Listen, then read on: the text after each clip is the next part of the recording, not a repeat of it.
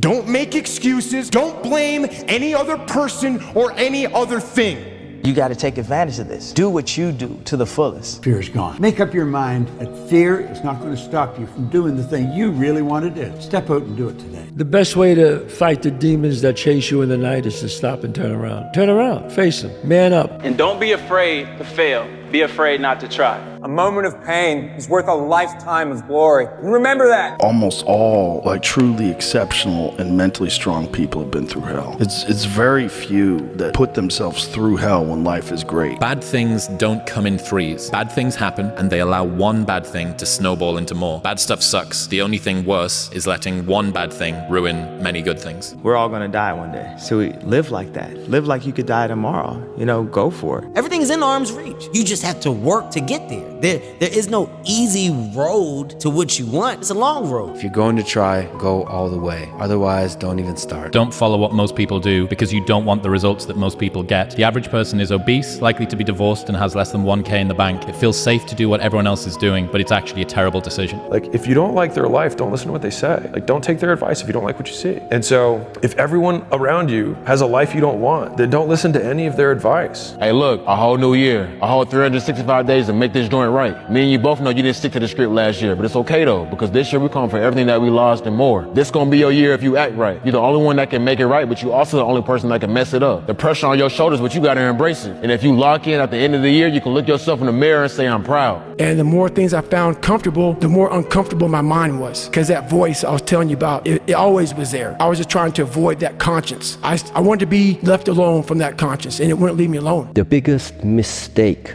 a person can do right now, no matter in which situation you are, is to give up.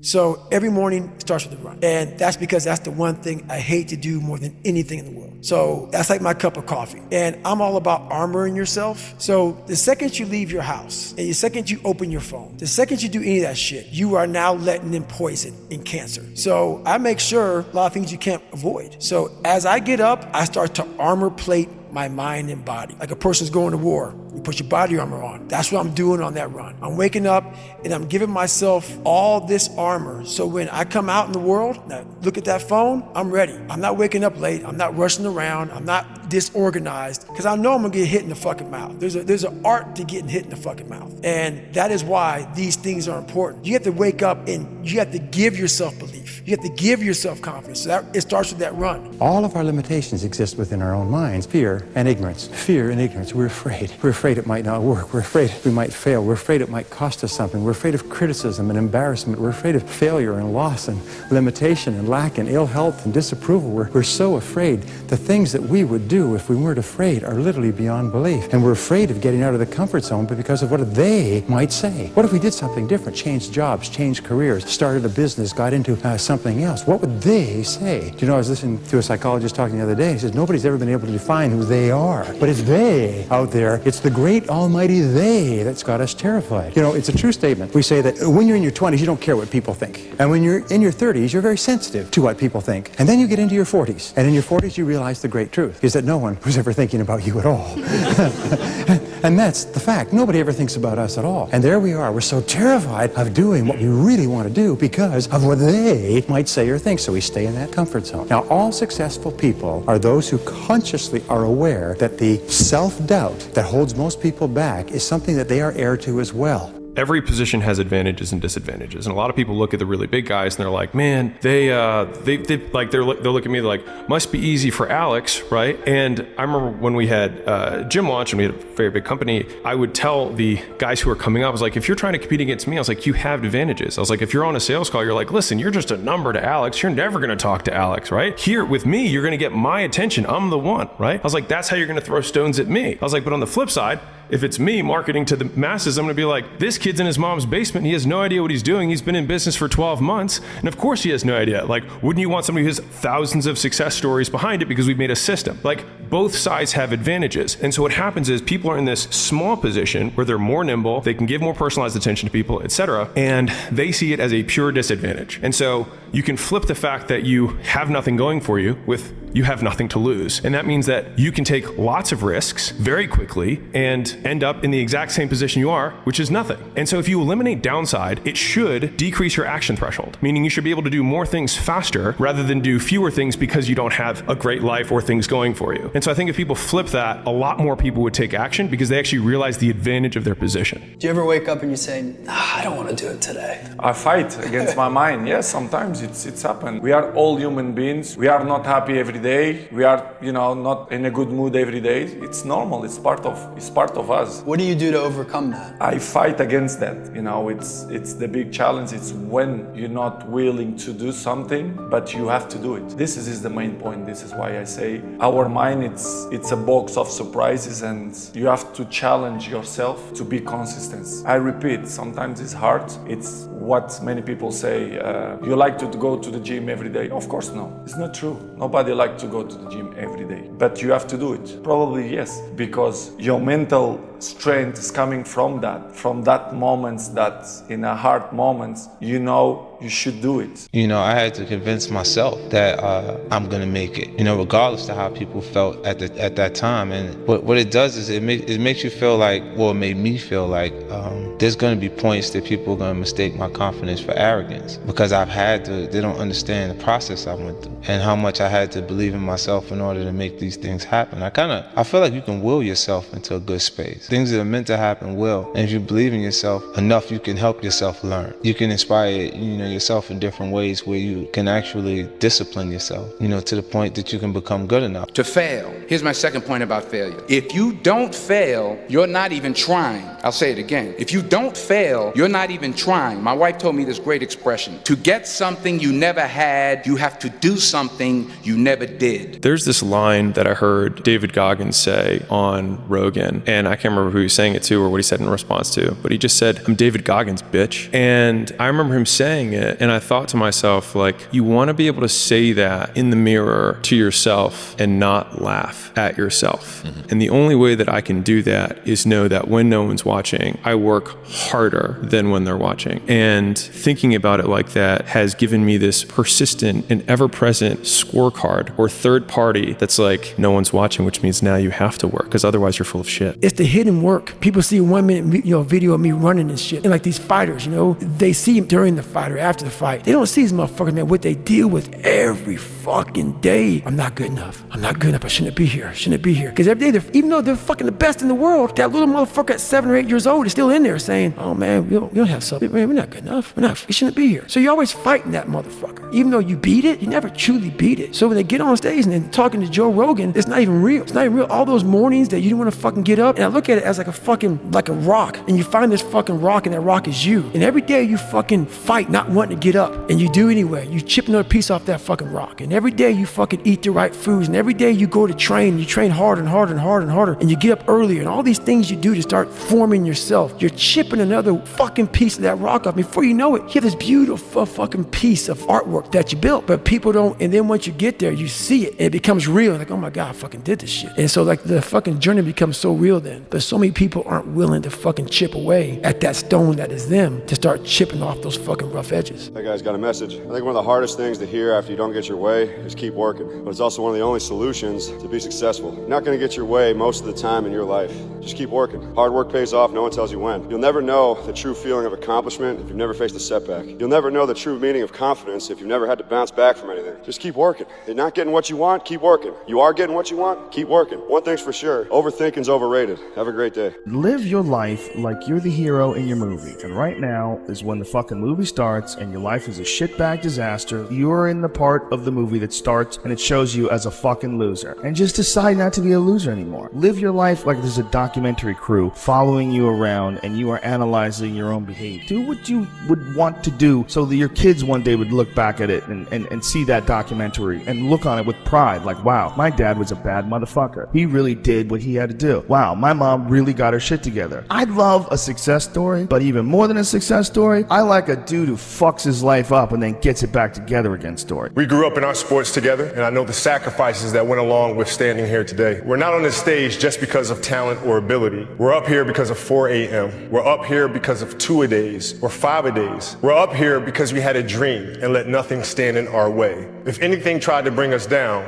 we used it to make us stronger. We were never satisfied, never finished, will never be retired. My high school English teacher, Mr. Fisk, I actually paid attention one time in class, and he said, he had this beautiful quote, and it read, "Rest at the end, not in the middle." And I took that to heart. I believe there's time for resting at the end, but for me, that time is not now. There is a period in everybody's journey where they are so different because they've started to do new things that they no longer fit in with their old set of friends, but they're not sufficiently developed that they've gained their new set of friends, and they're unsure. Should I go back? Should I lean back into getting a bag in with the boys on a weekend? Is that the highest, way that I can live my life passion forward? Because that's what everybody else does. And all of my friends are taking the piss. Oh, not drinking again. Too good for us, are we? Not going out again this week. Oh, okay. Well, enjoy staying in home and reading, fucking nerd. So you're going to feel the pain of being ostracized from the group of friends that you used to have, but you're stuck in this messy middle where you haven't yet worked out who you are on the other side of this. And that lonely chapter that's in the middle is something that I would say almost nobody that I've ever met who has gone from a place where they are to a place where they want to be hasn't gone through. Most people will not understand your obsession, your drive, and your determination. Success is a lonely journey. That's just a reality. And most people are not going to understand why you're so driven, why you're so obsessed. And if you try and make them understand, you're going to end up frustrated. The best advice I can tell you is go on the journey by yourself. It is the best journey, man. Leveling up, making more money, losing weight, getting fit, becoming the best version of yourself is the fucking most awesomest journey you will ever go on. But it's a journey that you will probably go on by yourself. Most people will not understand. Because the more discipline you have in your life, the more freedom you will end up with. So if you lack the discipline to exercise and eat healthy, you will end up being a slave to disease. If you lack the discipline to work hard, save your money, you will end up a slave to finances. If you lack the discipline to manage your time correctly, you will end up with no free time. If you have self-discipline, if you have the discipline to save your money and work hard and invest your money properly, if you have the discipline to manage your time correctly and not waste a bunch of time, if you have the discipline to exercise and eat healthy, you will end up with freedom. And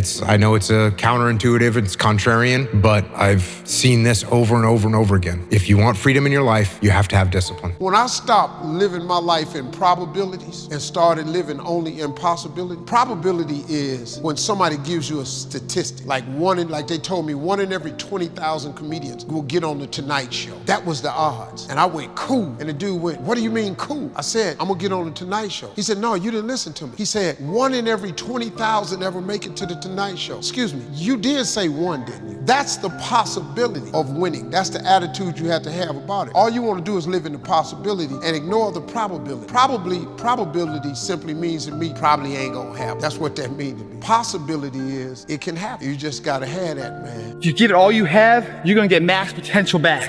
And then who knows what can come. That's the beautiful thing. If you don't show up, guys, you know the outcome. You'll never get the job, never get the part, never get the girl if you don't show up. If you show up, you put yourself in a situation to create those opportunities. And when you show up, how hard do you go? That's the faster the opportunity will come to life for you. It's up to you guys. But I applaud you for being here. I applaud you for watching this, encouraging you to incorporate this in your workout. You'll see the gains like I did, and you'll fall in love with it. Even though it's tiring and exhausting, and you're sweating your ass off, and you're tired as can be. Small down payment that you're willing to pay every day for the large investment of a greater life. You only got one life, guys. Again, if you work it right, you only need one. Very plit. Thanks for watching. So you need to start on the small wins. Start focusing on the small wins. Get groomed. Clean your room. Start hanging out with good people. Read a chapter in a book and say, I'm going to read a chapter, and you sit down and you read it, right? I'm going to read this news article, and you sit down and you read it. I'm going to eat good food and not bad food. And you do it, and you start building trust with yourself. Trust, reputation, rapport. And then you realize, wow, I can actually do anything that I want because I trust myself to do it. So learn how to trust yourself by doing the small things right. And how you do the small things is how you do the big things. So focus on the small things. Start today, bro. Get consistent. Start today. You keep holding yourself back. You keep saying where you want to be, where you're trying to end up at, and you're not starting. You keep arguing with yourself and blaming the world, but it's you. It's your fault. Let's get it going. You gotta put your all into something. And I feel like I want to be a good representation of just like waiting your turn and hard work, and then you're gonna get to where you need to be. You could start something new at any time in your life. You could learn a new language. You can start doing comedy. You can start acting. You could learn to surf, ride the one wheel, play chess, do jujitsu. jujitsu, like whatever your heart desires. Like, don't ever think for a moment that it's too late. You can start a business. If you're like, man, is it too late? You know, can I not be? Don't forget, if you're like, maybe I won't be able to be rich anymore because it's too late. I'm in my 40s, 50s, or 60s. Don't forget, man, Colonel Sanders started fucking KFC in his 60s, right? Kentucky Fried Chicken started when the man was in the 60s, and he had no social media. He had no Instagrams and TikToks and LinkedIns and Facebooks to promote his fried chicken. No, man, he just went gas station to gas station saying like, hey, you ought to check out fried chicken. And before you know it, there was a KFC on every corner of America. Well, guess what? You can go out and get this shit too. I'm trying to tell you, it's not easy. It takes a lot of hard work, dedication, a lot of blessings, a lot of luck. It's lucky. But at the same time, you have people that work years and years and years and years, and it finally will pay off. If you work extremely hard at whatever you got going on, something that you love to do, I swear to God, your life will change. I'm gonna tell you guys right now, your parents might be the hardest people in your life that you gotta convince. So unfortunately, if you're living under the roof and you're still taking their money and you're still eating their food, you gotta listen to them. You gotta either get a 9-to-5 job on the side, you gotta go to college, you gotta listen to them, bro. You gotta respect your parents, you have to. However, once you start getting that leverage, to where you can be like, yo, mom, dad, look, fuck off for a little bit. Let me grind at what I got going on right now. This is something special and great. Don't ever fucking let somebody let you down. Don't ever let somebody tell you you cannot be something, bro. I'm telling you, bro, you guys are all amazing. The brain is the most powerful weapon in the world. And it's crazy how a kid that wasn't real smart, I was forced to go only internal. External had to go away. The external world had to go away. And living so deep inside myself, it was me in this brain and figuring out how this thing works. And so many people are doing exactly that. The supplements, the this, the that. And I agree, it helps. But once you figure out your brain, you become unstoppable to almost anything. Yeah, you can't beat death, you can't whatever. Your brain's amazing. Once you feed it the right conversation, the right mental nutrients, the right mental supplements, the right internal dialogue at the right time, with the right hit, with the right proof of what you've done in the past, and you send that right to the right circuit, dude, you're a fucking beast. A beast. Remember that in order to be successful, you have to fail a lot. How could I be successful faster? And he said simply, he said, double your rate of failure. If you want to be successful faster, fail more often. The more you fail, the more likely you are to succeed. The less you fail, the less likely you are to succeed. You would never hire a person who has not had some major failures in life because they haven't learned anything. Failure makes you strong. What doesn't kill me makes me stronger. Failure has made you strong. Failure has developed your character. There's an old saying that the north wind made the Vikings. The cold of the north wind coming out of the north that they had to row against made them the most formidable fighting force in the world. It's failure that makes us strong, but it's the fear of failure that kills us. And the way that you deal with the fear of failure is once you've decided what your dreams are and what you want to do, act as if it were impossible to fail. Imagine it were impossible to fail. Start to think of all the benefits of achieving that goal and then act boldly. Confront your fears. Do the thing you fear and the death of fear is certain. Do the thing you fear and the death of fear is certain. Do you know that the ability to confront the fear of failure and to overcome it and to move towards your fears rather than away from them is the one guarantor that you absolutely become unstoppable? If you do it over and over again, you develop the habit of courage. When you develop the habit of courage, eventually you find you're not afraid of anything. When you're not afraid of anything, your whole world opens up for you like a sunrise on the horizon. Everything becomes possible. You look around, a person says, what about this, what about that? I can do this, I can do that, I can do this, I can do that. You get to the point where you're willing to do anything. There's this thing about people and they talk about manifesting. It's fucking real, man. Manifesting is real. When you figure out who you are and what you want to do and you devote your life to it like a maniac, like you're all in on this thing and you manifest, most of these people end up, doing what they say they're going to do and being who they say they're going to become. It's real. And there's no excuses. There's no fucking days off. There's no not willing to grind and, everybody's against me and this didn't happen for me because of this and that and all this whining. And there's these people who dive in and they're hardcore and they're focused and they know what they want. They know who they are and they lay out. Don't measure success by a few bad weeks or even a few bad months. And to be honest with you, even by a few bad years, right? Like you will go through cycles in life where you're having a few bad weeks, months, and maybe even a few bad years of bad luck or what seems like bad luck. Just understand that, at least from my life experience, no matter what's going on, no matter the adversity, the hardship, the punishment that you feel like you're getting, all of that is there to forge you. You only realize later in life, as you go further down the road, you realize later in life that, man, those adversities, those hard times, those times when I felt like I had my back against the wall, sometimes maybe physically, sometimes metaphorically in terms of financially you're broke and maybe your honey left you and you have no path in life and people have counted you out and they just feel like you're just a loser and you're the only one that feels like there's maybe some like glimmer of hope. There is. Just keep putting one foot in front of the other, because it's times like this, during these times of like, you know, bad weeks, months, and years that you learn the most. We never lose. We either win or we learn, right? So if we know that to be true, and I'm 50 years old now, I do really well in life. I have multiple businesses. I've sold some of these businesses. I've gained a lot of money. I own homes and properties and a ranch and cars and all the cool shit, investments and crypto and all that stuff. And at 50, you think 50's old. It's not. You keep yourself up and it's not. So I'm here to tell you, keep putting one foot in front of the other, even during the tough seasons, even during those tough times that you feel like you can't take a giant step forward. Just take a little inch forward, right? Forward progression is what we're looking for. Over years, that forward progression will compound, because when you have those winning weeks and months and years, you're not just taking inches forward, you're taking quantum leaps forward. And all of a sudden you realize the stuff that I learned, the mental toughness, the emotional resilience, the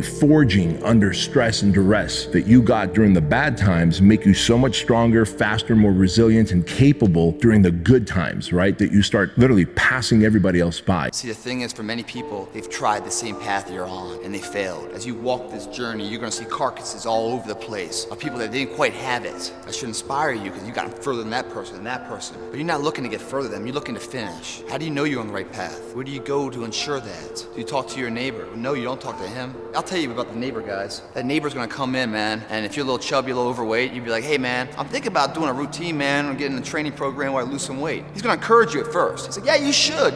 Basically insulting your ass, and you're fat, and you need to lose some weight. It's never support. It's negative shit. Oh, you should lose some weight. So then you take his advice, and you start training, you start doing something, you start to get in shape a little bit, maybe at his level. Then all of a sudden he's gonna start asking questions, his tone's gonna shift, especially as you get in better shape than him. Then he's gonna start talking shit. Because what happens now, guys, is that your success is like a spotlight shining down on their missed opportunities. Success, many will love you for it. The majority will hate you, because your success makes them feel insufficient in their current endeavor. Reminds them of where they could have done it, but they came up short, and how they didn't revisit it. Where they went at it and failed, and failure is what stood. They never revisited it again. The difference between a winner and a loser, the failure's there every single time. It's just the winner gets back up and does it again, until it goes his way. So now you're down that path and you're all alone. How do you know you're on the right path? How do you know what you're doing is in the right direction? If you're wondering if you're on the right path, look at the small things of life. How do you do that? When you wash your car, you spend an hour washing your car. You finish washing, you put the hoses and everything away and the brushes. You come outside to look at the job you did, but you notice a spot's missing. What do? Do you re-grab the hoses, pull it all out, and finish the job right? Or do you say, you know, it's good enough? And it's good enough. Because the thing about good enough is we don't know if it's enough until the nth hour, the final hour, and everything's on the line. That's when we find out if it is enough. And if we come up short, man, doesn't that suck? I promise you guys, if today you never say good enough, tomorrow you'll always have enough. What I'm saying, it's a character of who you are. It's not the title that makes you. It's not the success that makes you. The character defines the success, defines the fame, and it starts right there. Championships aren't won in the theater or the arena. They're won in the thousands of hours in the training room, in the labs, in the 5 a.m. runs, when it's raining, when everyone else is sleeping. That's when it's won. The heart of a champion is a light switch that's always on. It doesn't go on and off when someone's watching. It's constant. It's how you look at something. If your name's attached to it, that you do it right, the best of your ability every single time. If you're dusting your countertops, do you dust around the picture frame? Or do you pick the front and dust the entire thing? Do the job right or don't do it at all. That's the same person who has his hand raised on the podium one day. Same motherfuckers. How you hold yourself in the small things of life. Build the character winning blocks of the things that we'll remember for. I see them as one and one the same, guys. It begins right now with no one looking, man. And how you hold yourself, how you see yourself. What do you do when no one's watching? If you do it then, I guarantee you'll be doing it when everyone's watching. Develop a workaholic mentality. That means that you have to work hard hard to be successful. You can't just sort of drag along. We say in our society, you work 40 hours for survival, and everything over that each week is for success. If all you work is 40 hours, you just survive. You just sort of tread water in a steady stream that's moving down, and you tread water and you maybe just hold your place, and you pray to God you don't get laid off, because then you'll just go downstream so fast. Financially, it's unbelievable. But in 25 years of searching, I've never found a single successful person who works 40 hours a week. The number of successful people in America working 40 hours a week or less is somewhere between 0 and none. There aren't any, anywhere. And yet we're told, well, if you can't do it in 40 hours, it's not worth doing. The average work week for successful Americans is between 50 and 60 hours. Many work 70 and 80 and 90. They work 6 days a week, 12 hours a day, 5 days a week, or 10 hours a day, 6 days a week. Very few people successful on 5 days a week. Very, very few people. The fact is that successful people, especially during the important years of your life when you're building your estate, work 6 days a week. And here's the most important principle, is work all the time you work. When you do work, work. The fact is that the average person working today wastes fully 50% of their time fooling around. They waste it socializing. They waste it on telephone calls. They waste it on lunches and coffee breaks. They waste it reading the newspaper. And then when they do work the other 50% of the time, they do what's fun and easy. They work on low-value tasks. They spin their wheels. But the successful people are those who work all the time they work. Then be sure that when you do work, you put more of yourself into the work. Because there's nothing that makes you feel more powerful than to know that you're on top of your work and you're making progress and you're getting things done. There's something magical about the self-confidence that you can build from healing and from developing a fit and athletic body and a fit and athletic mind and a strong and resilient emotion, right? Like your strong emotional capacity where shit doesn't just make you fall apart and you don't get triggered and you don't all of a sudden go into your trauma body, but you're like, I can handle anything. And that's a really good thing to become. The morale behind the style. I think success in fighting in life is about desire and the will. How bad do you want it? Is it worth dying for? That's the true greatness, is the willingness to die. So is this thing worth greatness? With being average? Are you not disgusted with being like everybody else? Being mediocre, being average, being mundane? Now, if you want to live an ordinary life, walk around, do your 9 to 5, watch some Netflix or some Hulu at night, just chill, and that's fine. But if you want to be an extraordinary individual and you want to live an extraordinary life, you have to be able to, here, look at the dude sleeping. Look at the dude sleeping. That's most of you motherfuckers, bro. Most of you fucking clowns are out here sleeping your life away. No ambition, no desire, no true willpower to become extraordinary. If you want to be extraordinary, first you have to be disgusted with your current situation. And once you're disgusted with your current situation, you must commit to changing. If you want to live an extraordinary life, you must be willing to do extraordinary things. We don't want to suffer. We don't want to feel discomfort. So the whole time we're living our lives in a very comfortable area. There's no growth in that. So for me, I realized that. The reason I became 297 pounds is because that was comfortable. What was very uncomfortable was running. What was very uncomfortable was being on a diet. What was very uncomfortable was trying to face things that I didn't want to face. And I also realized when I was really big, I had no growth. Why? Because I was living comfortable. So I realized for me to find growth, I had to face all of these different things that made me very, very uncomfortable. You know, there comes a day, man. Everyone's gonna have this day. There comes a day where being average, being mediocre is just sickening to you. It's just sickening. It makes you want to throw up because you've seen people with far less talent than you. As you're growing up with them, their childhood buddies, whatever else, they didn't have what you had. Yet now they're fucking to become something that you haven't. There comes that day. It's either when you're young, you know, and it strikes you on the baseball field because you're sick of striking out, or it's when you get fired from your 5th job, you know, and your wife and kids are on your ass because you don't know how to support them anymore. There comes a fucking day where push comes to shove. Where being mediocre and being like average and shit just fucking burns and sucks so much. You can't deal with it one more day and you get off your fucking ass and you create something that's always been there. It's always been inside of you trying to come out. But you've never wanted to unwrap it because there's too much fucking pain and commitment. You were scared you were gonna fail. You were scared if you started, you never finish it. You didn't want to tell anyone about it. You knew it was there, but you never wanted to embark on it. Until something fucking hits. You get fired or somebody else gets success to remind you what you could have been. And then that fucking spark is born. And no matter what happens, I'm never gonna be in this boat again. And you get up and you go, even if it gets knocked down, you just keep going, you're a wild man. And life has never been so sweet. That can happen at an early age, it can happen at a later age. It's gonna happen to somebody no matter what, it's gonna happen to you. And when it does happen to you, thank your lucky stars that finally you're alive. Everything I've ever done in my life, I didn't want to do. Everything, every day. I'm a lazy piece of shit. And I'm one of the hardest working people that ever stepped foot on this planet Earth. And I'm saying that very proudly because I know what I do. It's not cocky. I'll tell you I'm stupid. And I'll also tell you the exact opposite of what I've done. It's the truth. It is the truth. So imagine how much I've developed in that time frame. But this is the scary thing. Why most people don't want to do that, build that willpower, is because it is scary. It unlocks a whole bunch of things about who you are and who you're not. And a lot of people don't want to go down that journey to discover who they are and who they're not, because it's not a pretty journey. I mean, I've gone down it. It's not like I went down it once. I go down it all the time. And when you unlock that, and you can't just turn it off.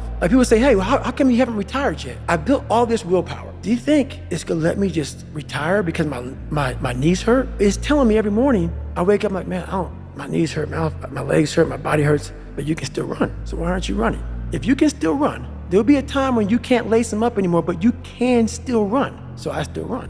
When the time comes I can't run, the body will say, you just can't run. But if I can still do something, that willpower that I have created, it makes me do it every fucking day. And that's what they don't get.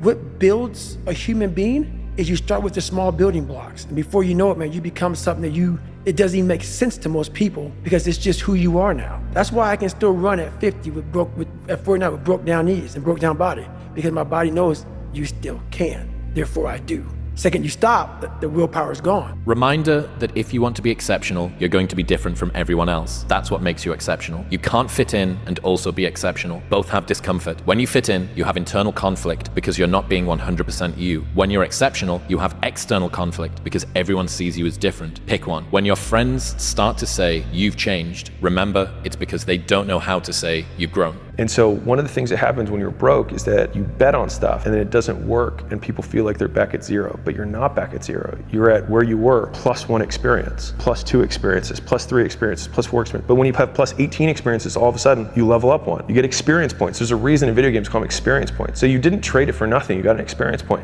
And then with enough experience points, you get to the next level. And so I think if you just even thought about it like that, it's not a loss, but an experience point. It could bridge the gap between your current income level and the income level that you want to get to. And then guess what? There's more experience point that you have to get there. And those experience points also cost more money. Because when you take a bet in the beginning, and when I say it costs money, it's like if you run an ad and it doesn't work, it costs money. If you want to set up a Shopify store or an e-commerce store and you spend 30, 40, 50 bucks a month, whatever, it costs money. And it does, like all of these things cost money to start. Now, mind you, it cost a lot less than it did in the 20s when you had to mortgage your house and guarantee that you'd win or you'd lose everything forever. So like the bar hasn't never been lower than it is now, but there still is a bar and you have to get over it. And I still think that the vast majority of the shit that people are trying to get over has nothing to do with the difficulty of business, but the first step, the foundation, which is it is my fault that I am here. And in it being my fault, I am the one who can get me out of it. It's time to unwrap the potential you can be. Superior, man. It's within you. It's within every single one of us. And the people that have risen to that level were no different than any one of us. It's just they believed it and they were willing to work their fucking ass off to get it. It wasn't about the potential. It wasn't about the genetics. It was about the perseverance. And it was about being the hardest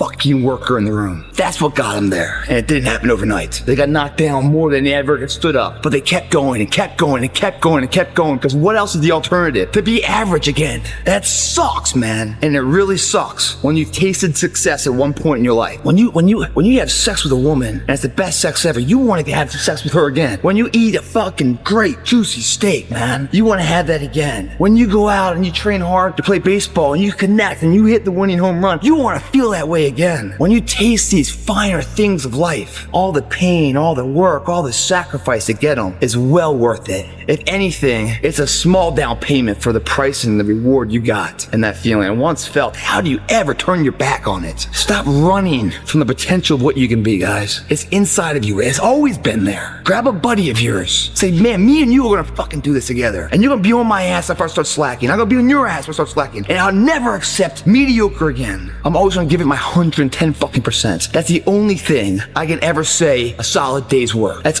all that will ever find peace in. If you guys do not do that, I promise you, your life will haunt you for the rest of your days. If there's potential inside of you, which you know it's there, but you're too scared to tell anyone else about it, and you go on, get older and older and older and older, and the windows of opportunity start to close, and you knew it could have been given birth to, but you never did it, I promise you, it will haunt you It'll be more, it's a living nightmare, dude. That fact that you have the ability to do something and you're too weak to fucking turn the key and start the engine on it is a greater disappointment and a greater burden to carry than any of this physical sweat equity or pain in the gym or sacrifice. All that is just nothing compared to a life where you're burdened by regret, guys.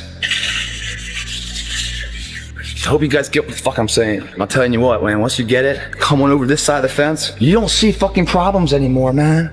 You see situations, you see possibilities, and you can't wait to get them started, man. You're like, why did I wait so long to engage? It doesn't matter about the past, it's today. What are we doing today? What are we gonna engage now? And once we engage, we commit. There's no half commitment, there's no quarter commitment, there's no 3/4, it's full commitment. Once we engage, it's every fucking day we engage, because that's the better life. And the people you surround yourself are like-minded, and they're better friends. Friends and family for life, man. They have your back. They're solid individuals doing solid tasks, leaving a solid impact of legacy for other people. That's a fucking solid life, man. It's your option, though. What are you gonna do?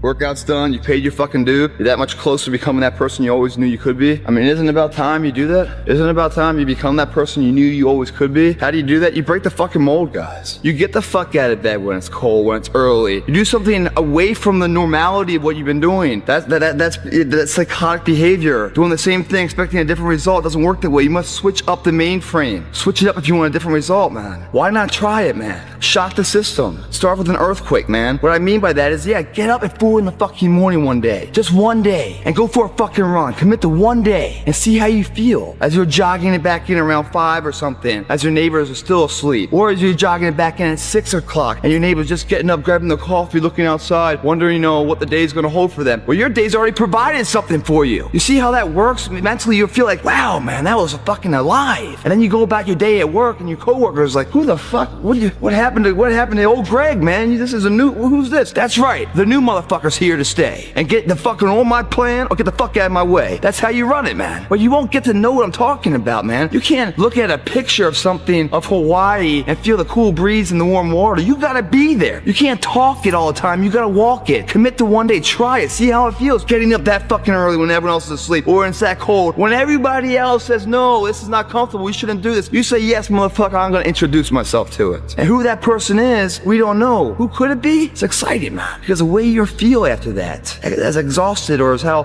unpleasant as the experience might be, the after effect on how prideful you feel, man. That's something you're either gonna love or not. And if you love it, dude, you're on your journey to something magical. The fear is never reaching your potential. That's it. That always falling short, always quitting before you're done, always procrastinating, always not doing the right thing. And then one day you're an old man. Yep. And you look back and go, God, I could have been great. Yep. I could have been great. I never forget one time I was running by a graveyard. I was fucking just trying to become, I was fat. And I ran by a graveyard and I looked out there and I have all these epiphanies, man. I have all these fucking moments of it's crazy, man, of just thought. Cause I'm always by myself. I'm always in deep fucking thought about how to be better. And I look out there, I'm like, man, I wonder how many of you motherfuckers in there fucking just are so upset with how you lived your life and fucking just regret how you lived it. And I'm running a 300-pound man thinking, man, don't fucking die like this, bro. Don't die like this. So people wonder where this shit comes from me. It comes from such deep thought of trying to see what this is all about. What is this life all about? What am I all about? Why am I here?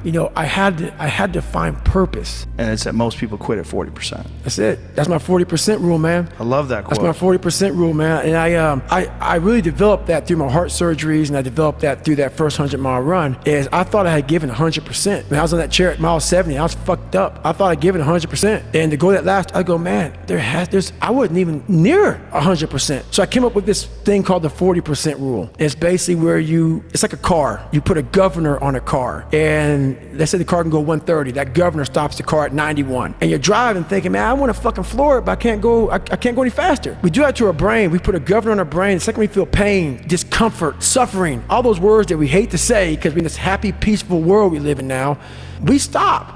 We slow down. And if you can get through these different barriers and gain 5%, 2%, 3%, that 40%, that 60% becomes 70 and 80 and 90. And then you'll hopefully one day near 100. I don't know many people who probably at 100. We think we're there, but there's so much more. Isn't 100 at death's door, though? I love that. I think it's true. I think that's 100% true.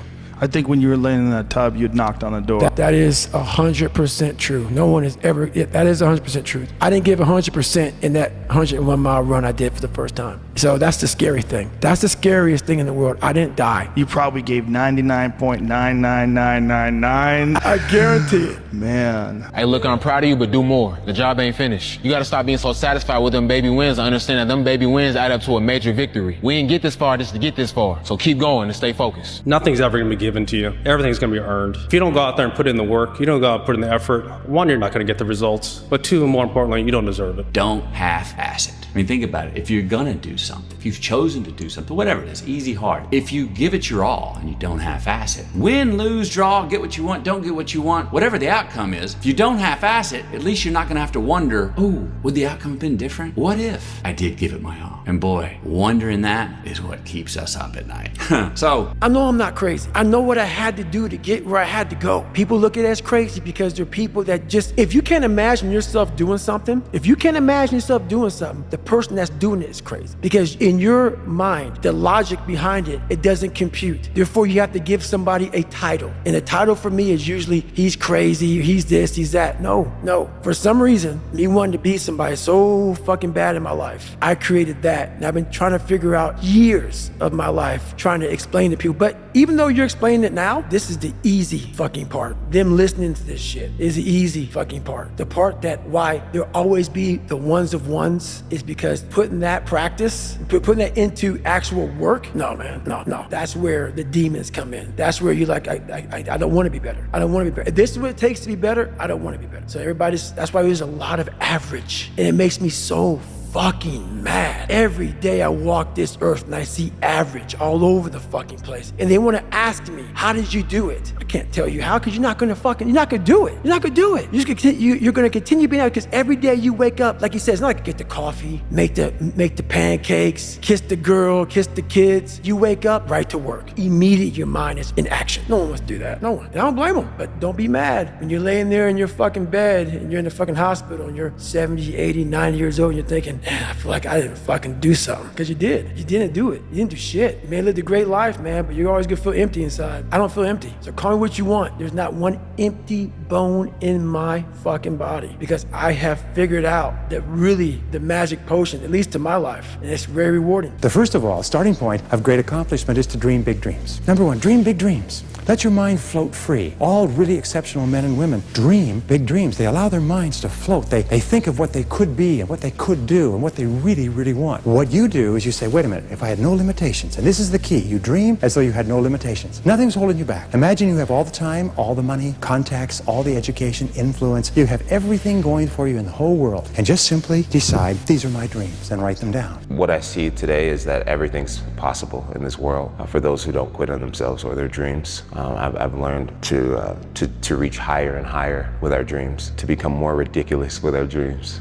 because they're all possible. There's not many people who can even open their fucking mouth and criticize me when I do fail, because I'm trying to do shit, man, that many people aren't trying to do. But I don't look at failure as failure. I look at failure as your first, second, third, fourth, fifth attempt. I look at them as attempts. I don't look at anything as failure, because when you're willing to try to do something, not trying is failure. That's not some after school special shit. But when you're able to go out there is no failure. It's attempts. Because when you're trying to do something that's bigger than you, whatever you are, whoever you are, if you're paralyzed, you're trying to walk one step and you didn't fail, motherfucker. That was your first attempt. If that's your biggest thing, that's how your mindset needs to go into everything. So I don't look at it as failure is a big word like that gets people down and shit. We give so much power to words. I don't. I take the power right away. I didn't fail shit. Fail once, quit forever. That is the fifth thing you want to do if you want to stay poor forever. All right. So as soon as you do actually start to decide doing something, you fail immediately and say, oh, I guess this isn't for me. I guess success isn't for me. I guess business isn't for me. I guess sales isn't for me. I guess whatever the thing isn't for me because you failed once. But it's because we have an incorrect view of failure. Because failure is a necessary part, and the thing is you learn from failure. And so it's either you win or you learn. Now, the only place to go from failure is to win.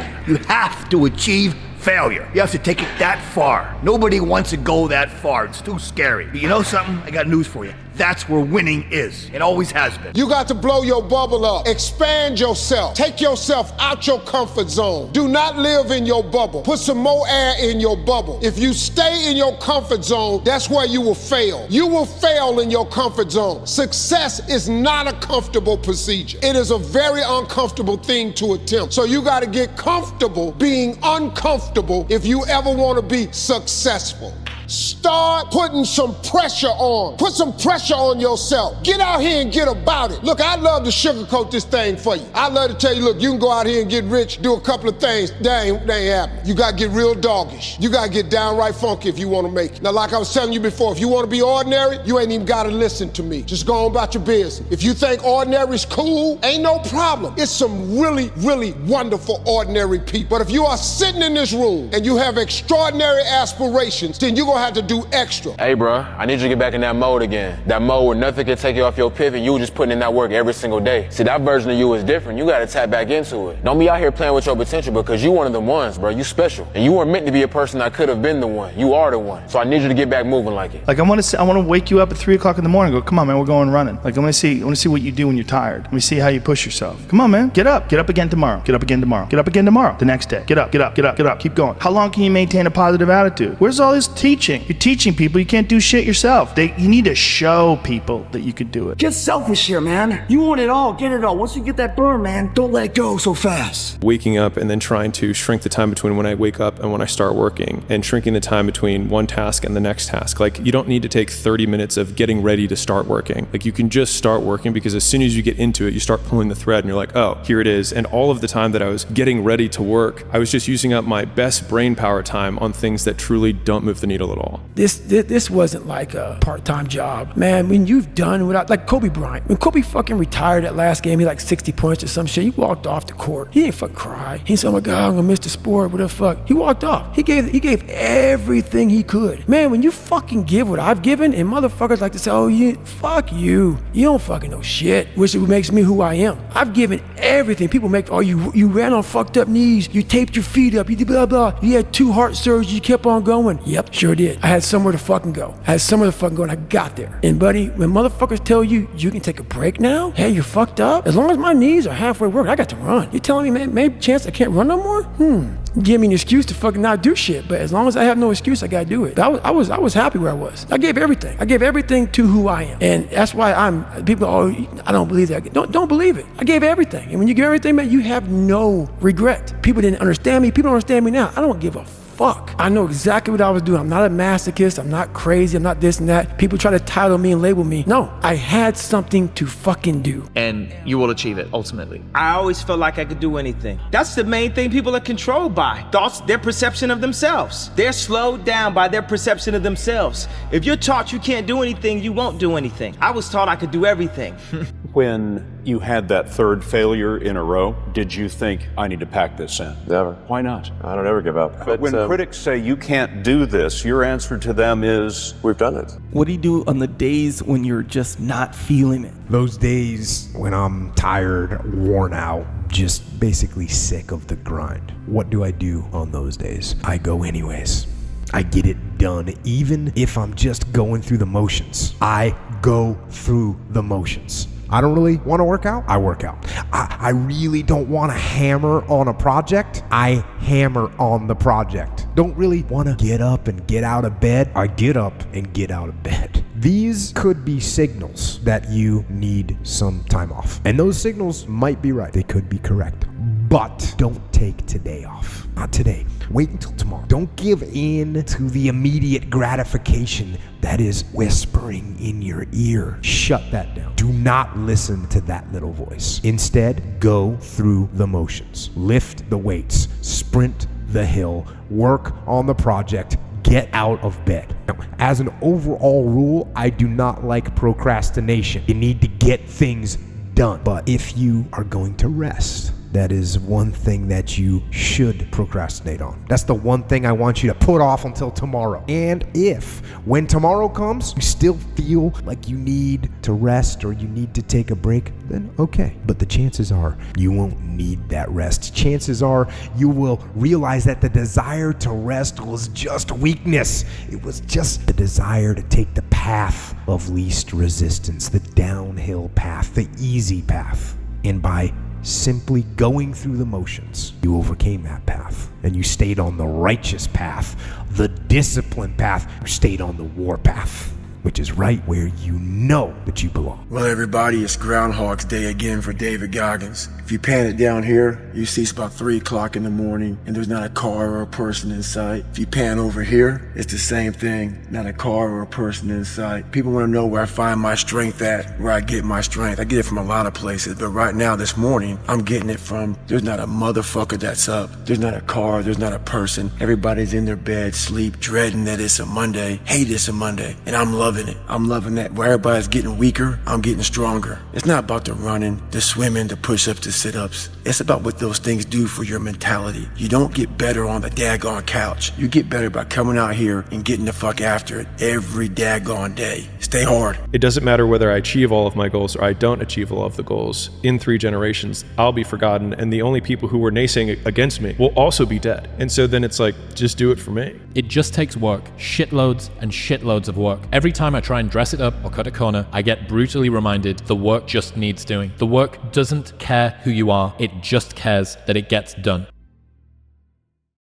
It's time to stay focused. It's time to decide, fuck clubs, fuck partying, fuck trying to fit in and socialize, rub elbows with everybody so people can stop calling you weird. Why are you so antisocial? Because I'm trying to get it. Why are you staying on the basketball court so much? Because I'm trying to get it. Why are you out there practicing in the hot sun when ain't nobody else out there? Because I'm trying to get it. Why are you not clubbing like every time I text you and invite you to go do something fun and cool, you always studying? Because I'm trying to get it. Let me tell you something, homie. These women ain't going nowhere. Hey, guess what? It's gonna be the hardest thing you ever did. It's gonna take fucking a long ass time. It's probably gonna take 3 or 4 times as long as you think it's gonna take. Along the way, you're gonna lose all your fucking friends. You're probably gonna lose some significant others too along that way. You're gonna get made fun of, you're gonna get bullied, you're gonna get harassed, you're gonna get attacked on the internet daily, all right? You're going to struggle, you're going to make mistakes, you're going to owe people money, you're going to fuck up your bank account. There's gonna be multiple fucking days where you don't think that you're gonna make it. And those days sometimes last for months. There's gonna be, nobody's gonna relate to you. No one's gonna understand why you're doing it. Everybody's gonna question it. You're gonna have to answer it every single time, and it's gonna piss you off. And bro, this is the life that you're choosing. Like, you're choosing it. So you can't be surprised that it's hard. This is what the fuck you're signing up for. If you tell yourself enough times that it's possible, it can be possible. And I know it sounds crazy, and I know it sounds motivational speaky, and I know it sounds fugazi, but imagine every single day, instead of saying, oh, my day sucks, instead of getting up and being like, oh, life is terrible, instead of complaining about your friends and your neighbors and your coworkers, imagine your entire mindset was just like, it's possible to get to the next level. It's possible to be great. It's possible to make more money. It's possible to be more healthy. And your entire perspective on life, your worldview was positive. Even if you had to lie yourself into believing that, sometimes you have to create a delusion that is so far out there that people will think you're crazy. You don't have to feel good about it. You just have to keep going. The feeling will pass, but you will remain. You are greater than your feelings. Going to bed late and waking up early to work for a few days won't kill you. You're not going to burn out. You're doing what it takes. If you're one of those people that push work-life balance, just remember, the people who like working a lot don't care. I've never regretted trying harder at anything ever. Hard times last long, but an epic story feels like a lifetime. Just stay focused, you understand? You know what I'm saying? Keep your mind straight on the prize. Don't let nothing get in between, you know what I'm saying? You gotta focus up. Like my boy Fabio said, fully focused, you know what I'm saying? Fully focused. You gotta be fully focused. You can't let shit get in between the way you and your goal. You gotta just do it. You gotta just do it. See, look, one thing I want you to promise me is that no matter how long it takes, keep going. No matter how much it hurts, keep going. So you was placed on this earth for a reason. You weren't meant to be average. You were meant to excel. You gotta understand that this grind is meant to make you who you're supposed to be. A dog. A little grind ain't never hurt nobody. Stop being soft. Let's embrace it. If you go through that fire, you're gonna come out real cold. That's what we want. Sometimes things are gonna be so tough. Stop fighting it. Stop trying to understand it. Just survive. Take all that energy and just survive it. Like, bro, day by day, moment by moment, situation by situation, situation, like my dog say, be where your feet are. Just survive it. And then you're going to get to a place, you're going to be on top of the mountain one day, and you're going to say, man, I see exactly why I had to face and go through that. And I'm saying to you, what if all of us took that attitude after we face a rejection and a no, or we have a meeting and no one shows up, or somebody say, you can count on me, and they don't come through? What if we have that kind of attitude? The car's repossessed. Nobody believes in you. You've lost again and again and again. The lights are cut off, but you're still looking at your dream, reviewing it every day, and say to yourself, it's not over until I win. Just keep stacking days. Just keep stacking days. As long as you keep stacking days, I promise you, you will see the change. But my coach used to always say, everything that you want is on the other side of hard. There have been so many times in my life where I knew I needed to do something, and then I filled all this extra time not doing that thing. And then the moment I did it, I was like, wow, that took way less time than I thought it was going to take. And not only that, it took way less time than it took me to delay to actually get to this point. And if I had only started with just doing what I was supposed to do, I could have done 4 or 5 other things that I was also supposed to do by this exact same point. And so thinking about it from that perspective, I've tried to eliminate as much time between I think I should do this thing and beginning doing it. And I think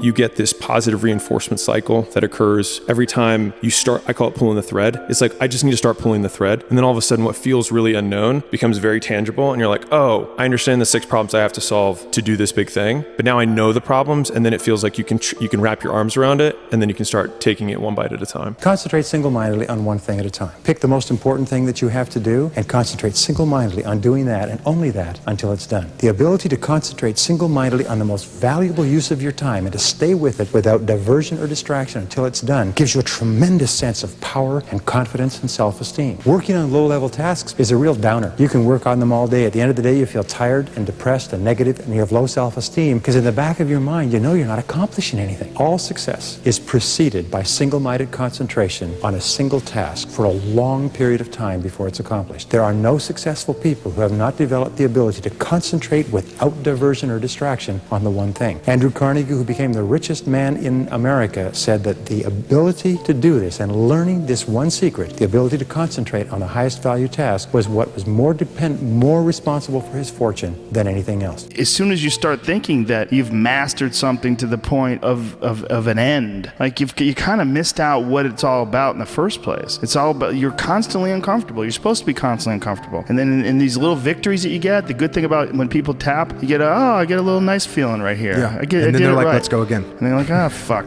Back to being uncomfortable. Yeah. And there's no getting around. And then he taps you and you're like, shit, should have quit while I was ahead. No, because you're missing the point. The point is that it's a long path, a long, arduous path. And I think anything that's worth doing is probably like that. Delaying immediate gratification, it also creates discipline, doesn't it? Because the man or woman that's willing to get up every single day and go to the gym and get their exercise routine dialed in, even if and even when it's cold, it's raining, it's too hot, it's windy, the car broke down, I don't feel like it, the kids are crying, my neck hurts, I didn't sleep well, I had nightmares, I didn't sleep long enough, I overate, I underate. Even if all those things, you're still willing to go to the gym and do it, that builds some high level of fucking discipline. Without commitment, you'll never start. But more importantly, without consistency, you'll never finish. It's not easy. Keep working, keep striving, never give up, fall down 7 times, get up 8. Ease is a greater threat to progress than hardship.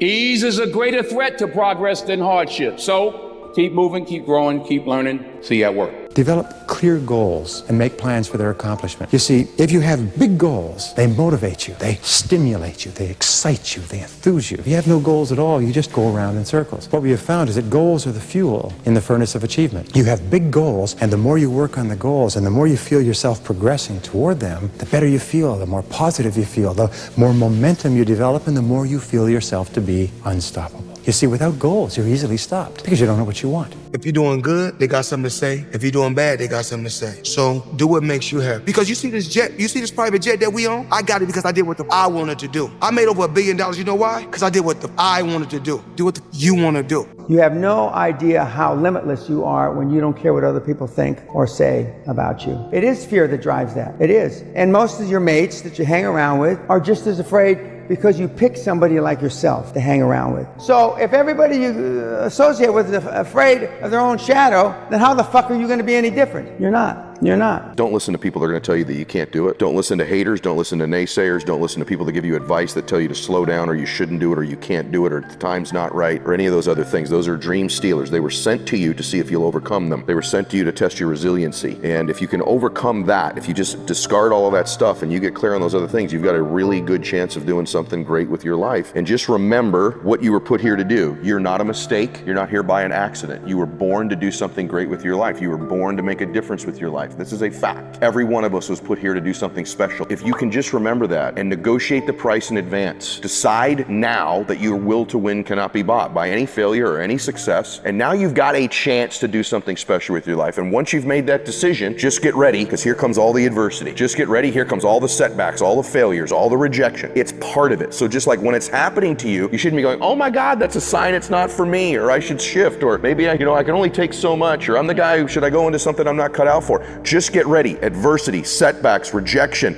certain things you'll reach and they weren't as good as you thought when you'd get there, right? There's all kinds of stuff that happens when you get there. Like, I thought it'd be better than this, right? All of it's there. It's all part of the journey. It's all part of the path. Just accept that and do something great with your life and stop acting like you don't know. Stop acting like you can't get it done. Don't waste your life. Set your goals high. Quit thinking about what's wrong. Start thinking what's right. Love a little more, hate a little less. You have no idea what you're capable of doing. Make up your mind today, you're going to figure it out. Failure is a part of the process. You have to fail to win. You have to lose your fear of failure. Failure is a part of the process. People who never fail, never try. You have to fail. You got to get it wrong to get it right. You learn nothing from winning. You only learn from your failures. Warren Buffett said he won't even invest in a person's business unless they failed in 2 other businesses, because now you know what not to do. And so I think that's probably the biggest thing, man. I've overcome so many failures. I've failed more times than I've succeeded. I tell you the truth, man. It's like Michael Jordan. Michael Jordan took 949 game-winning shots. He only made 123. He's the greatest basketball player to ever live. He only made 123 game-winning shots. He took 949 of them. All you gotta do is win some of the time. A professional baseball player, out of every 10 at bat, if he hits the ball 3 times out of 10, he makes millions of dollars. You understand? If a basketball player makes 50% of his shots, he makes millions of dollars. All he got to do is hit half of them. Not at the free throw, but in the game. That's what you got to learn. Most people don't get the fast enough feedback loop to know that they're on the right path when they are taking these first steps in the right direction, because they have this really big goal, but they forget that with that really big goal comes the even longer delay that it takes to get there, while still continuing to act with no feedback from. And I think that's like, if I actually had to put a real, like what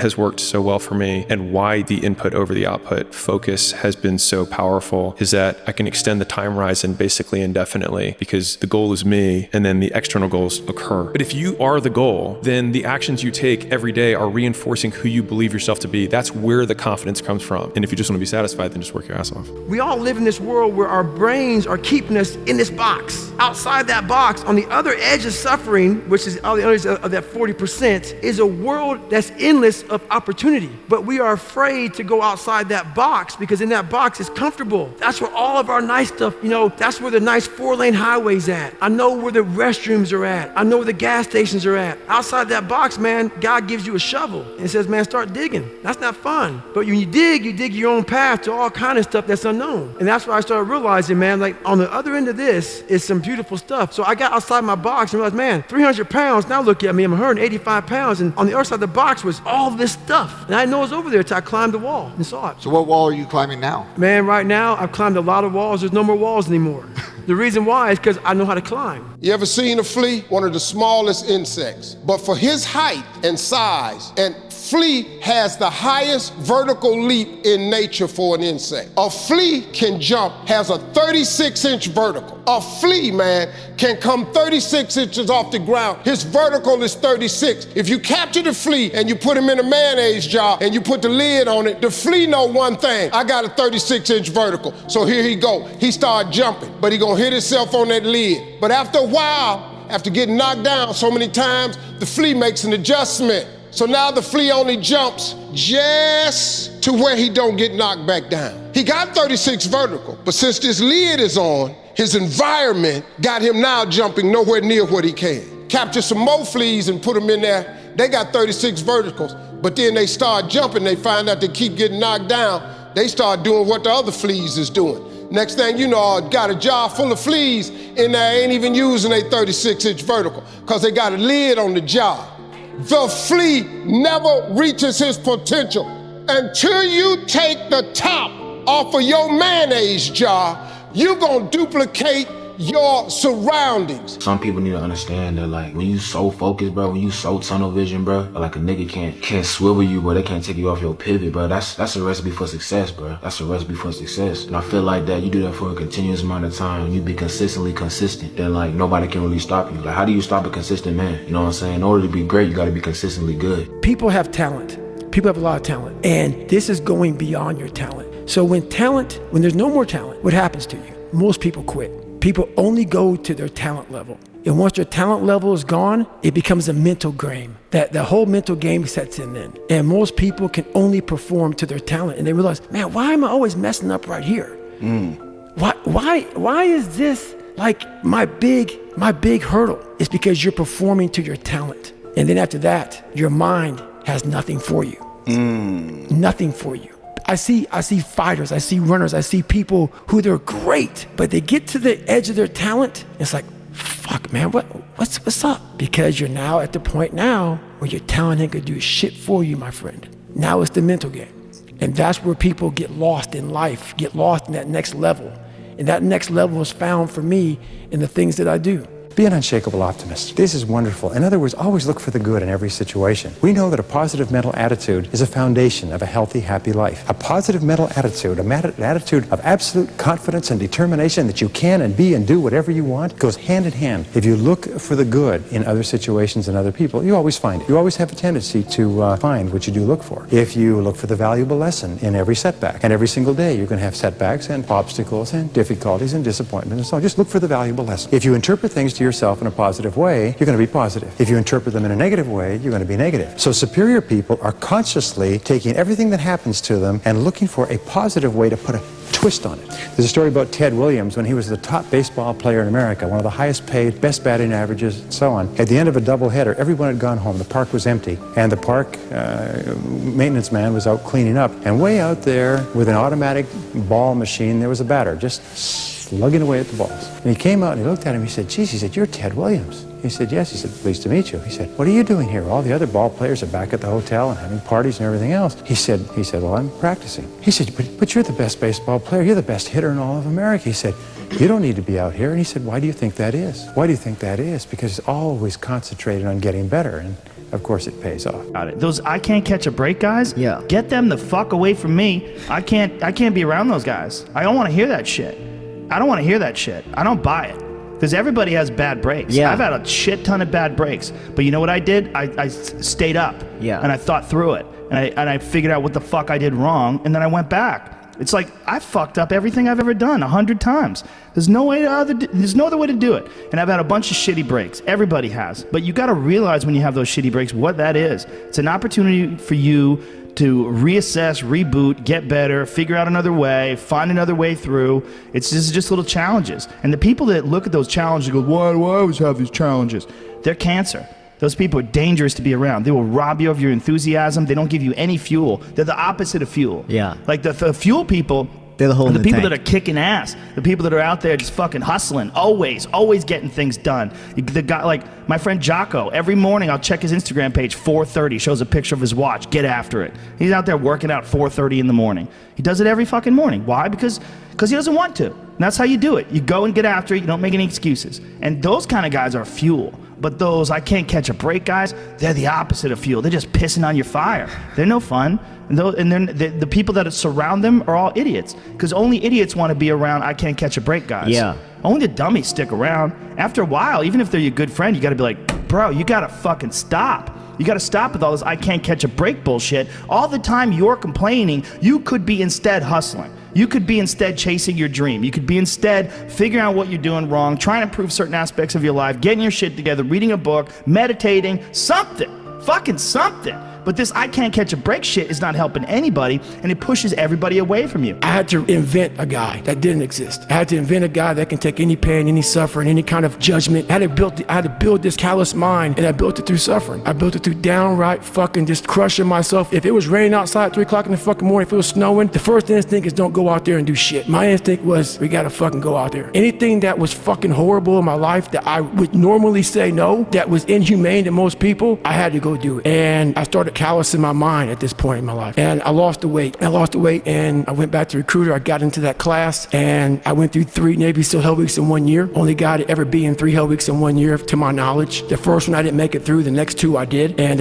that I just didn't stop anymore from there. And I started realizing through this process that the fucking mind is what you created. And I started opening different doors that I didn't think were even there, that I didn't think even existed. And the more doors I opened up, the more I started realizing that my potential is damn near endless. And it changed my whole mindset. So I went from David Goggins and I created Goggins. And that journey is a priceless journey that is hard for me to even explain to people because it sounds so quick and easy. Like I lost this weight and I went through 3 Hell Weeks. I went to Ranger School, went to Delta Force Selection, whatever it is. It was brutal. It's a brutal journey every fucking day. And everybody goes, well, are you happy? If anybody knows my life story, and I'll try to give you just a snippet of it, to get through where I became, to get through where I'm at now, there's nothing but pride I have for myself that I can't really show people. For me, I just beat me. This ain't about nobody else. I don't give a fuck about nobody else. I just beat me. If I can keep beating myself, if I can keep doing that, then that means that I'm in a battle with the only person that fucking makes sense. I'm in a battle with the only person that I really want to fucking beat, and that's me. I don't care about anybody else. I have no worry or gripe about the next man or woman's journey or their level of success. That's not what I'm up against. If I can continue to outdo me from the day before, then I'm ahead. You've probably seen people who stay stuck in their life like this. Like they keep dating the same person, they keep making the same business mistake, they keep getting the same bad partnerships, whatever, right? Or they keep trying to do something that stopped working and they keep doing it over and over again because they think that for some reason that's gonna work somehow. Or they just don't have the wherewithal to realize that they keep making the same mistake. And so if you keep doing the same stuff, you're gonna keep getting the same outcomes, right? Like we kind of know this, but the thing is that people still do it. It's like, well, whatever you're doing right now has gotten you to being poor, so don't do that, right? And when I say poor can be whatever you want it to be. You could be a billionaire and be poor. It might be whatever that amount is. It's not as much as you want it to be. Well, I don't think that we should be together. And I've thought about it a lot, and this is what's gonna happen, okay? I'm gonna keep pursuing what I'm pursuing. And because I'm doing that, it's gonna take up more and more of my time, and I'm not gonna be able to spend as much time with you. And even when I do spend time with you, I'm gonna be thinking about drumming. And I'm gonna be thinking about jazz music and my charts and all that. And because of that, you're gonna start to resent me. And you're gonna tell me to ease up on the drumming, spend more time with you because you're not feeling important. And I'm not gonna be able to do that. And really, I'm just gonna start to resent you for even asking me to stop drumming. And we're just gonna start to hate each other. And it's gonna be ugly. And so for those reasons, I'd rather just, break it up clean because I want to be great. And you're not. I want to be one of the greats. And I'm going to get up every day and I'm going to outwork everybody in the room and I'm going to go get it. Ignore the naysayers. I think it is natural that when you have a big vision and big dreams and you have big goals that people are going to say around you, I don't think it can be done. I think it's impossible or no. I tell you, I heard this all the time, but I want to tell you, don't ever let them stop you from dreaming and from shooting for the big goal. Because eliminate just simply those words, no, impossible, and it can't be done. I mean, in each one of my careers, when someone said it's impossible, I heard it's possible. When someone said it can't be done, I heard it can be done. And when someone said no, then I heard loud and clear, yes. So this is what I believed in. I am a big believer of what Nelson Mandela said. He said it always seems to be impossible and still someone does it. And that's exactly what it is. And I wanted to be that one that does it. I wanted to break the new records and I wanted to do something that no one else has ever done. So I think that's what you need to do. Don't ever be worried about that someone hasn't done it. Just think about how many times my career would have stopped. My career would have ended if I would have listened to the naysayers. I mean, it started right away when I was 15 years old and I became a bodybuilder. Right after the top, when I said, I want to be a world champion in bodybuilding, I want to be Mr. Universe. They immediately said, are you crazy? So in other words, nobody cares about you but you. Nobody can make you successful but you. If you don't believe in you, why should I? If you're not going to invest in you, why should I? You are with you every single day. You know you better than anybody else, but you want someone to invest in you that hasn't spent one moment with you? If you're not willing to do that, Of course you would. You believe in you. Take the advice, the hard work, the discipline, and the dedication, and go be successful. Nobody, absolutely nobody, gives a fuck about you as much as you're gonna have to give a fuck about yourself. Nobody cares about you as much as they need to care to fix your life. Even your parents, even your friends, even all the people who think they care about you. They care about you, yeah, sure, there may be 2 or 3 people on the planet who genuinely care about you. But nobody is gonna come to your bed, drag you out of bed, fucking drag you to a job, force you to work hard, go and get you a hot bitch and go and buy you a Ferrari. Nobody is going to do that for you. You are never gonna have any of the things you want if you do not get them yourself. Nobody cares about you enough to do it for you. Nobody cares. Nobody cares. That's what really, really counts. Is you think everybody cares. I want to tell that young lady, I won't say her name. Do you think people really care about this and about your friends don't want to talk to you? That's bullshit. In the end, nobody cares, right? So live your life and don't worry about bullshit like that. Nobody cares. And it's true. How many times have I said that? What are you worried about? Nobody cares. I remember in the pumping iron days, people ask me in the gym all the time, why are you smiling all the time? Why are you so happy? You have to lift 50 tons of weights. You have to train 5 hours a day. I mean, I look at the other bodybuilders' faces and lifters' faces, and they look kind of depressing. They look sour. They're miserable that they have to lift weights. You don't look miserable, you look happy. And I tell them always, I say, I smile because I know exactly that every rep that I do, that every set that I do, every weight that I lift, I get one step closer to turning that vision of mine into reality and becoming that Mr. Universe. I could not wait to lift another 500 pounds in the squats. I could not wait to do another 1,000 sit-ups. I could not wait to do bench press and more curls until I couldn't move my arms anymore, because I knew that every rep got me closer to standing on that stage as a champion. As a matter of fact, when I lifted weights, I didn't really feel like I was lifting weights. I felt like I was lifting a trophy over my head each time I lifted. And to have all those bodybuilders around me and thousands of people screaming. And I tell you that this vision didn't just help me in bodybuilding, it helped me with everything, like I said. I remember in the movie business, there was many times stunts that I had to do where I got hurt, where I was in pain, in agony, and had to do it over and over again. I remember one incident specifically on Conan the Barbarian. There I was, crawling on all 4, on rocks, over rocks and gravel, holding my sword right in front of me. And as I was crawling, the camera followed me, and it was around 30 feet that I crawl on those rocks and this gravel. And eventually, after 10 takes, my elbows and my knees started bleeding and hurting. And the director came to me sheepishly and said to me, he says, do you mind if we do another take? I need a close-up of you. And I said to him, no, I don't mind at all. I said, go and do as many takes as you want. He says, no, I don't want to do that because I know you're in pain, you're bleeding. I said, no, I don't feel any pain. I said, the only thing I see is the finished scene. I see the finished scene of me crawling on all 4 with my sword in the front, crawling up and sneaking up behind Thulsa Doom, the main villain of the Conan movie that killed my parents, and rising up behind him and cutting his head off. That's what I see. If you go to the gym and you work out and you come back and you look in the mirror, you will see nothing. And if you go to the gym the next day and you come back and you look in the mirror, you will see nothing, right? Clearly there's no results, can't be measured, it must not be effective. So we quit, right? Or if you fundamentally believe that this is the right course of action and you stick with it, if you believe there's something there, you commit yourself to an act of service. You commit yourself to the regime, the exercise. You can screw it up, you can eat chocolate cake one day, you can skip a day or two, you know, it allows for that. But if you stick with it consistently, I'm not exactly sure what day, but I know you'll start getting into shape. I know it. Going to the gym for 9 hours does not get you into shape. Working out every day for 20 minutes gets you into shape. It's not about the events. It's not about intensity. It's about consistency. Consistency, man. That's the name of the game, bro. Don't get much simpler than that. If you keep going every single day and don't stop, your competition will fall off, bro. These niggas ain't cut like you, bro. They ain't ready for prime time. They ain't trying to really get right. They take days off, this day off, that day off. They lazy. I'm tired. No, grind every day, one foot in front of the other, bro. And I promise you, I'm gonna be lapping these folks, bro. Give it a year. Watch what happens. First and foremost, desire. How much desire do you truly possess? I mean, you went to college, you got a master's degree. Does that make you successful? Desire, passion, lack of fear. You can't be scared to gamble on yourself. You gotta be willing to gamble. Can't be scared to throw the dice. Most times nobody else will bet on you, so you gotta bet on yourself.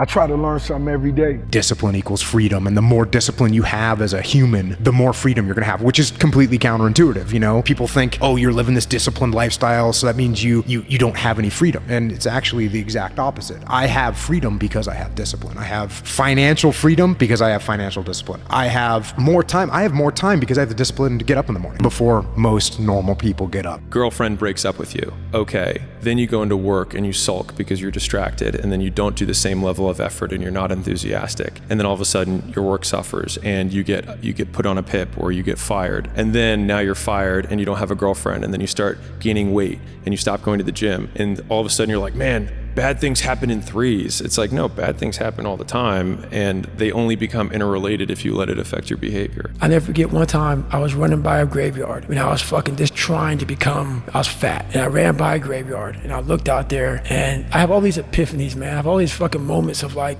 it's crazy, man, of just thought, because I'm always by myself and I'm always in deep fucking thought about how to be better. And I look out there, I'm like, man, I wonder how many of you motherfuckers in there fucking just are so upset with how you lived your life. And fucking just regret how you lived it. And I'm running a 300-pound man thinking, man, don't fucking die like this, bro. Don't die like this. So people wonder where this shit comes from me. It comes from such deep thought of trying to see what this is all about. What is this life all about? What am I all about? Why am I here? You know, I had to find purpose. And my suffering, it had a purpose. It had a fucking purpose. My third rule is ignore the naysayers. I think it is natural that when you have a big vision and big dreams and you have big goals, that people are gonna say around you, I don't think it can be done. I think it's impossible, or no. I tell you, I heard this all the time, but I want to tell you, don't ever let them stop you from dreaming and from shooting for the big goal. Because eliminate just simply those words, no, impossible, and it can't be done. I mean, in each one of my careers, when someone said it's impossible, I heard it's possible. When someone said it can't be done, I heard it can be done. And when someone said no, then I heard loud and clear, yes. So this is what I believed in. I am a big believer of what Nelson Mandela said. He said it always seems to be impossible and still someone does it. And that's exactly what it is. And I wanted to be that one that does it.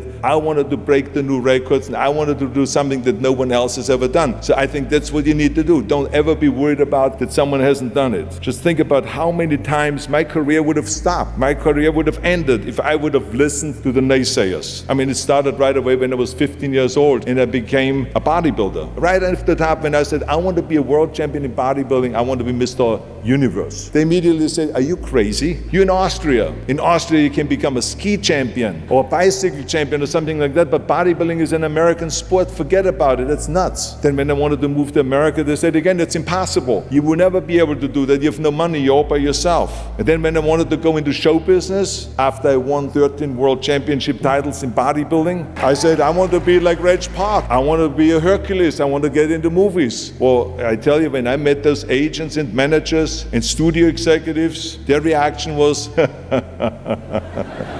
oh, Arnold, that is so funny.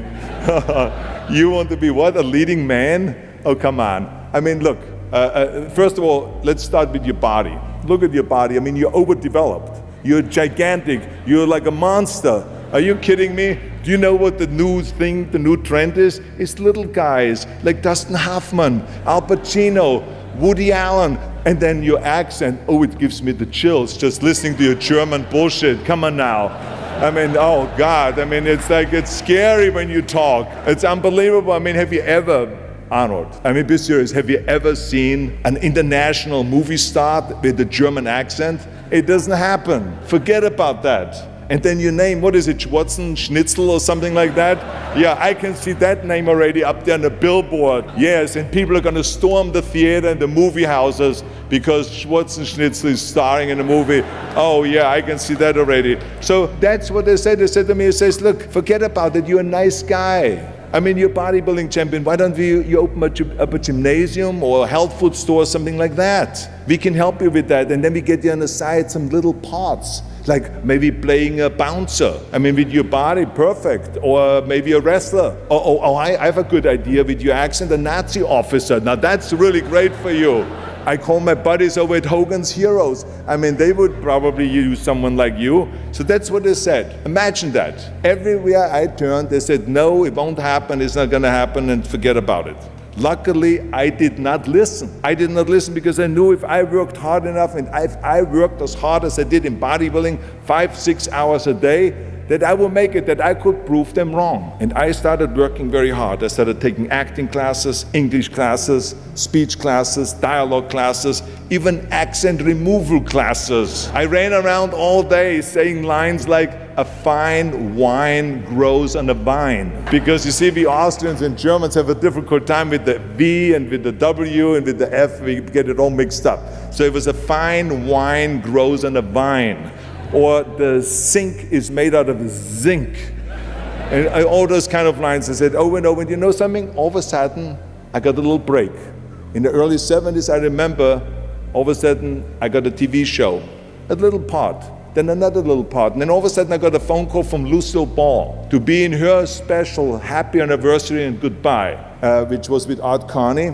I had this 6-minute scene as an Italian masseur. Now, most people don't know the difference between an Italian accent and the German accent, so I got away with my German accent. But I played this Italian masseur, and I was so delighted. And then right after that, I got a guest starring role in Streets of San Francisco with Michael Douglas and Karl Malden, and then Pumping Iron and Stay Hungry. And then, of course, I landed the big role of Conan the Barbarian. So finally, I got the big break.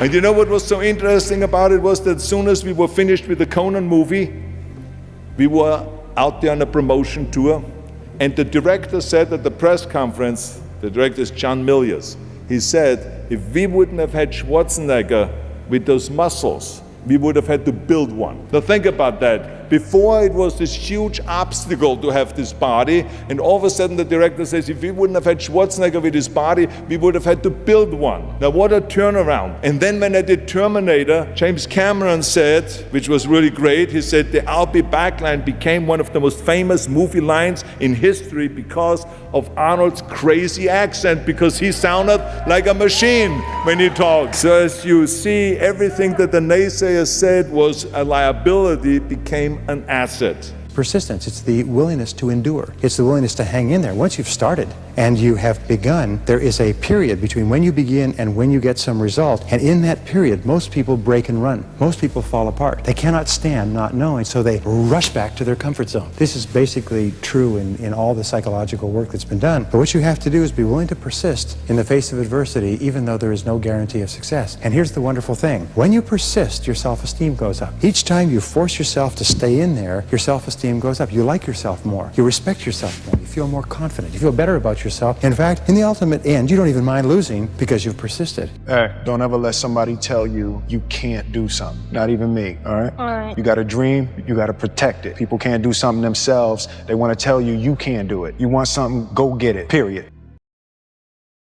It was isolation, it was visualization, it was motivation, and it was dedication. There was nothing else going on in my life. To get to the level, to get to the pinnacle, it needs to be like that. It needs to be no outsiders. You need to have your team and your focus, and that's it. I don't need friends that aren't involved in this game or that aren't on the same path, because it's just it doesn't make sense. Right now in the world, people are trying to evolve. Let them evolve. Yes. Let them evolve. Don't bring them back don't bring them back where they came from. Don't bring, if someone wants to get better, don't bring them back to where you knew them when they were a piece of shit. Let them fly. And if you feel like hell because they went away and they escaped the hell that you all once lived in, fix yourself. Fix yourself. Nobody ever built a statue to a person for what they got, but only for what they gave. Is that your rewards in life will always be determined by the value of your service to other people. Albert Einstein was asked in the latter years of his life, what's the purpose of human life? And he said, after some thought, he said, well, we're here to serve others. What other purpose could there be?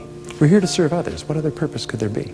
So therefore, you should look forward to working. You should love the work that you're doing. You should tremendously enjoy the results that you get for other people. But you'll never be happy, and you'll never be fulfilled, and you'll never be unstoppable until deep in your heart you absolutely love serving the people that you serve. And the men and women who have dedicated their lives to service throughout human history are the ones that we admire the most. Seconds ago, pain, that's just almost like excruciating. Seconds later, it like flows out of you, like you just pull the plug on your sink and all the water, all the pressure just goes. It's a greater feeling than what the pain was. Meaning the pain you felt doing that, man, is overridden with pride. And when you pull that plug and all the water goes out and all the pain leaves, because what's left there after all the water leaves is more capable of you, more capable. So don't let the pain rob you of your potential, guys. Don't let what you can't do in the moment interfere with what you know you can do. Meaning, don't let the pain fucking rob you of your belief of what you can be, because your body hears everything your mind says. And anytime you have any kind of discourse or you could be subject to the discomforts of the situation, your body remembers that, and your body's just the messenger of what the purity right here is. It just delivers whatever this says. And if you start thinking you can't do it and that pain's like, oh, it feels, I can't do the pain, you think that body's gonna tell your brain, the boss of the world, hey man, we can do it? Bullshit. It's like a little bitch, your body is. It's just like, okay, we're done then. Your body hears everything your mind says.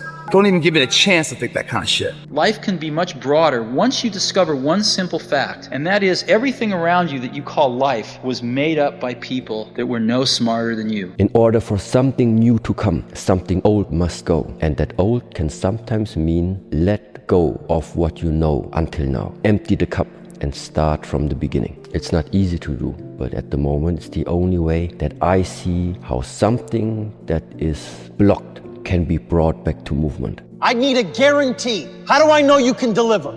You don't, but I can. So, do you want to take a leap of faith or become an old man filled with regret, waiting to die alone? If you guys don't start believing in yourselves, your life will be nothing for anyone to ever follow or want. The hardest lesson you're gonna gain always is taking a loss. Once you take a loss, that's most definitely, but the experience, you gotta take it like a champion. Take the L like a champion, take the loss like a champion, but you gotta hold your head up, get back at it. And through those experiences, that's what made me who I am. I wish someone had told me in my 20s, Mel, take the biggest fucking risks of your entire life right now. Remember, you have time. And in your 20s, you can get so scared and you can be so easily lulled into the idea that good is good enough, that feeling safe and comfortable is what you should always be looking for. That way of thinking in your 20s in particular, dead fucking wrong. I want you to start to create this mindset of taking risks and going big, because the only constant in your life for the rest of your life is change. Spend so much time on self-improvement that you have no time to criticize others. I think a lot of times when we're born into this world, we actually wind up going backwards. And it seems like the more we mature, the more responsible our dreams become. And the more governors we put on ourselves and our ability to dream and to reimagine. And it's always a fight for us parents and for you guys to make sure that your dreams always stay pure. And so it's not a matter of pushing beyond your limitations or expectations. It's really a matter of protecting your dreams, protecting your imagination. That's really the key. And when you do that, then the world just seems limitless. Trees don't hang around with the grass, even though they all started from the same place.